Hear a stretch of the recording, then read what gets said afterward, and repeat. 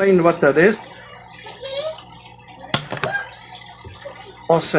And don't mess with me and so on. And basically an alpha male for them is a bully.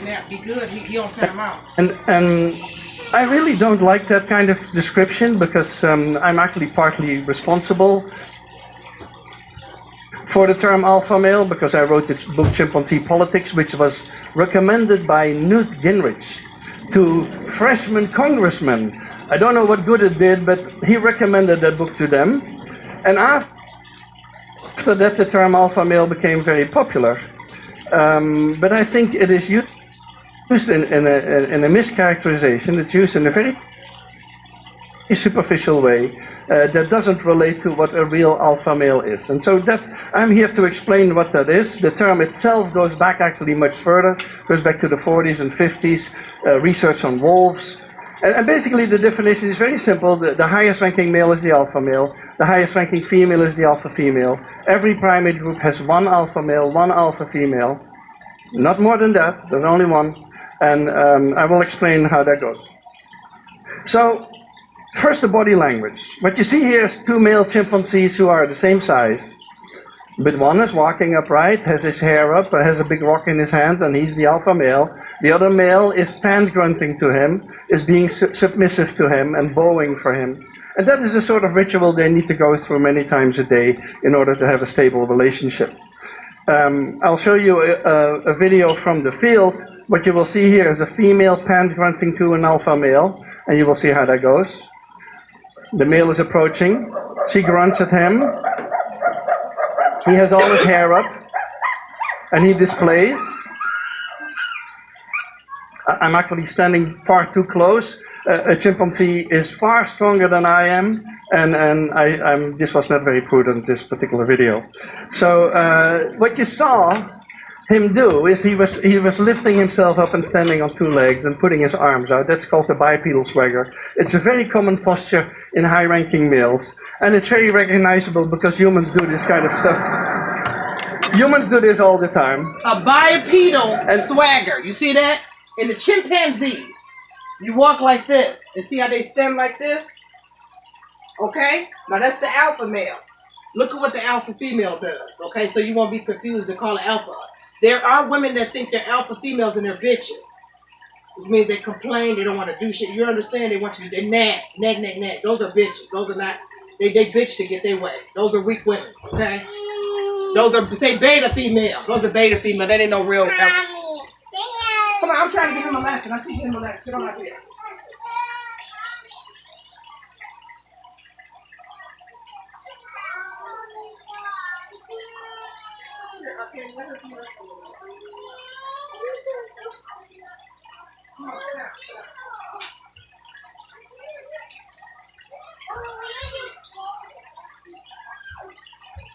All right, now listen, Seth. And what I really like about this particular picture is the two old guys to the side.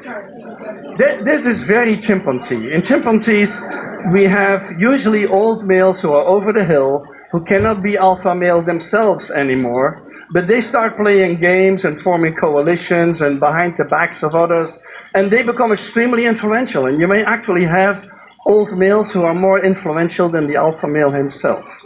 Just as an example, the three males that I used to work with most at the Dutch Zoo long ago, where I worked, the middle male here is a 17-year-old alpha male. The male who is grooming on the side is twice as old, and this old male has made him the leader. So you can imagine that that old male has an enormous amount of power because he has made the alpha male alpha male. The male on the right is individually the strongest male. He's individually in captivity. You can test that out, and you can know that this male has no trouble with either one. He has only trouble with the combination of the two. And so the coalition formation that goes on in chimpanzee society makes it much more complex than you think. It means, for example, that the smallest male in a group can be the alpha male. You don't need to be the biggest and strongest male. The smallest male, if he has the right friends and keeps them happy, or he has female support, he can be the alpha male. So the coalition system makes everything complex. And I'm always waiting here in the US for the primaries, the end of the primaries, because that's a moment where you need to demonstrate unity. Now let me first show you how the unity is shown in chimpanzees. What you see here is two males on the left who are standing together. You also see the big canine teeth that they have. And they're standing together and they demonstrate to the rest of the group, we are together. We are a unit. The males on the right are walking together in synchrony. That's another way of demonstrating that you are together. And so demonstrating unity is extremely important in a coalition system. And as I said, in the primaries, always I'm waiting for that moment, because then you have two members of the same party who have been fighting with each other, and they need to come together at some moment. And it leads to very awkward situations. People who don't like each other need to embrace each other and stand together.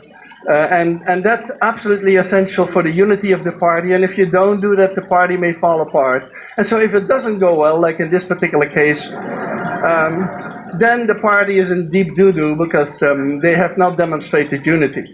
So that's a very important part of the coalition system, and that's something that we share between humans and chimpanzees. Now, how do you become an alpha male? First of all, you need to be impressive and intimidating and demonstrate your vigor on occasion and show that you're very strong, and there's all sorts of ways of doing that. But other things that you need to do is you need to be generous. So, for example, males who go on a campaign to dethrone the leader, which made them take 2 or 3 months, where they're testing all the coalitions in the group, they also become extremely generous. They share food very easily with everyone. Or they start to tickle the babies of the females. They're normally male chimpanzees not particularly interested in infants, but when they're campaigning like that, they get very interested in infants and they tickle them and they try to curry favor with the females. So in humans, of course, I'm always intrigued by these men who are candidates and hold babies up like this. This is not particularly something that babies like, but since it is a signal to the rest of the world, they need to hold them in the air. And I was really intrigued by when we had a female candidate in the last election, the way she held babies was more like this, which is what babies really like.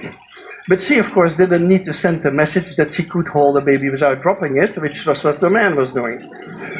So this is a very common tactic, and male chimpanzees, they spend a lot of time currying favor with all sorts of parties when they are campaigning. Now, what are the privileges and the costs of being an alpha male? The biggest privilege is females. See that? Food is really irrelevant. Male chimpanzees can go a week without food if there's a female in estrus